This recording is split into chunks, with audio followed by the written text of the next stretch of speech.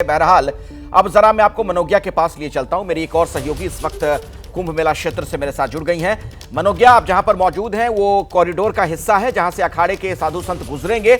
अभी वहां आप क्या देख पा रही हैं और क्या जो प्रतीकात्मक स्नान शुरू होना था अखाड़ों का वो हो गया है?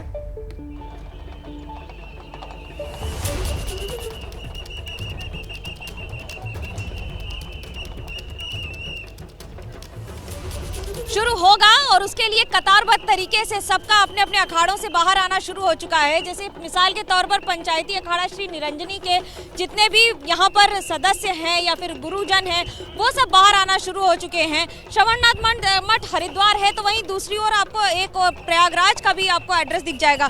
पर आपको मैं यहाँ पर दो बातें बता दूं अखिलेश। सबसे पहला ये कि ये एक प्रतीकी स्नान है, ऐसे में हर अखाड़े से करीब 50 लोगों को आने की अनुमति है। वो भक्त हो, वो शिष्य हो, गुरुजन मिलाकर सब 50 लोग ही जा सकेंगे। इस बार कोई भी रथ नहीं होगा। सुबह जिस तरह की पूरी तैयारियां थी उसके मुकाबले इस समय बहुत ही सौम्य तरीके से शंखनाद जरूर हो रहा है। मैं डमरू द्वार पर हूँ, डमरू भी बज रहा है, लेकिन उसके साथ साथ इस समय वर्तमान की स्थिति में सरकार की ओर से तैयारियां पूरी हैं। सेंट्रल पैरामिलिट्री फोर्सेस डिप्लॉयड हैं, घोड़ों के साथ माउंटेड पुलिस उत्तर प्रदेश की यहाँ पर तैनात की गई है। ये एक मान्यता है, ये एक प्रतीकी स्नान के तौर पर इसे देखा जा रहा है। उससे ज्यादा महत्वपूर्ण हो जाता है कि कम से कम आज जितने भी अखाड़ों को आज जाना था उन सभी को यहाँ से लेकर पूरा संगम तक पैदल जाना पड़ेगा। जो सुबह रथ की तैयारी थी, जो सुबह गाड़ियों की तैयारी थी, जो सुबह भव्य और दिव्य महाकुंभ की तस्वीर होने वाली थी सूर्योदय के पहले, वो अब सूर्यास्त के आसपास तक आपको मिलेगी। तो सूर्योदय का कार्यक्रम अब सूर्यास्त के आसपास होगा। भीड़ को रोका गया है दोनों तरफ, एक और इस तरफ और दूसरी तरफ, दोनों तरफ ही अखाड़े हैं। इसको संगम मार्ग कहा जाता है, सबसे महत्वपूर्ण माना जाता है इसे। और उसके साथ साथ यहाँ पर इस समय तैयारियां पूरी।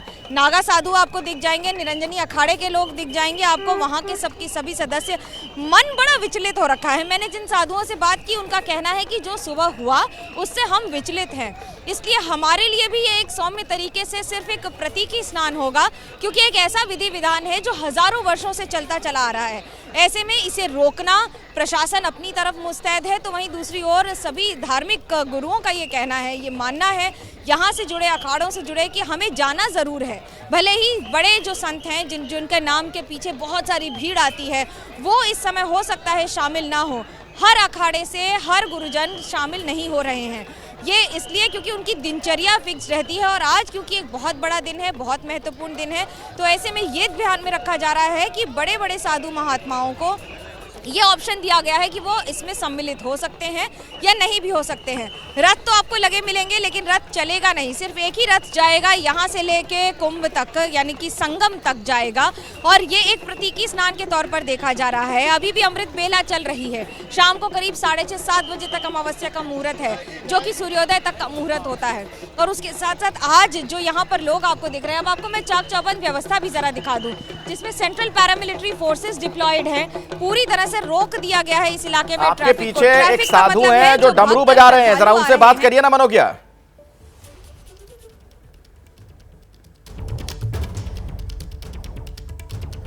बहरहाल मनोज्ञा के पास दोबारा हम चलें, उससे पहले जरा ये तस्वीरें देख लीजिए जो आसमान से ली गई तस्वीरें हैं। इसमें आप देख पा रहे होंगे चारों तरफ लोग दिख रहे हैं। जो बार बार जिस शब्द का हम लोग इस्तेमाल कर रहे हैं, मानव समंदर, वही दृश्य है, वही है। रोका, हम रुक गए, प्रशासन निकाला, हम निकल रहे हैं जगह मिलने पर।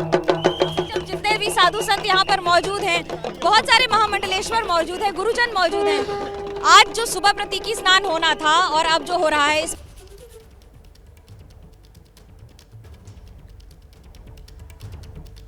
कुछ दिक्कत आ रही है। बहरहाल मैं अब आपको जरा अवधेश के पास लिए चलता हूं। तस्वीरें तो हम आपको लगातार ये दिखाते ही रहेंगे। इसके जरिए प्रयागराज में किस तरीके का अभी माहौल है वो आप देख रहे हैं। बड़ी संख्या में भक्तगण वहां पर मौजूद आस्था की डुबकी लगाते हुए 4 करोड़ लोगों ने दोपहर 12 बजे तक स्नान कर लिया है। लगभग 10 करोड़ लोग आज स्नान करने वाले हैं इस शुभ बेला में।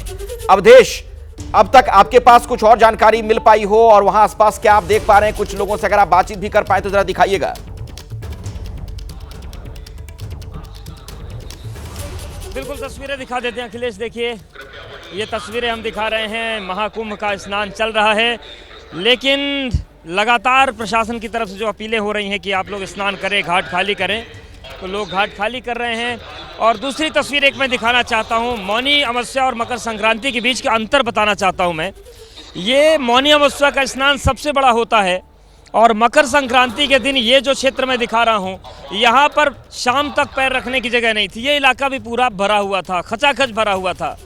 लेकिन आप देखिए, खैर इस इलाके तक किसी को आने नहीं दिया गया, लेकिन सड़कें खाली हो गई हैं। इसके अलावा अखाड़े जहाँ आने हैं वो भी क्षेत्र खाली है, संगम नोद भी खाली हो गया है। तो कुल मिलाकर जो लोग नहाने के बाद थोड़ा मेले में घूमना चाहते थे, मेले में रुकना चाहते थे, संतों का दर्शन करना चाहते थे, वो इंटरेस्ट बहुत ज़्यादा लोगों में दिख नहीं रहा है आज। और इसी वजह से देखिए, अभी इसी समय में दोपहर का वक्त चल रहा है और आधा संगम नोस खाली दिख रहा है।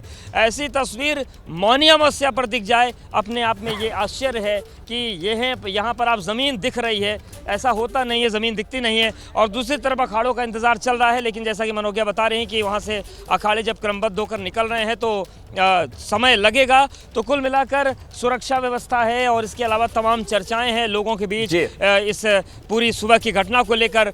तो कुल मिलाकर अब अखाड़ों का इंतजार हो रहा है। ठीक है, अपडेट जो तस्वीरें आप दिखाते रहिएगा। ये भी मुमकिन है कि भीड़ को अब नियंत्रित किया गया हो, वहां से भीड़ को डाइवर्ट किया गया हो, इसलिए भी वो पूरा हिस्सा खाली दिख रहा हो।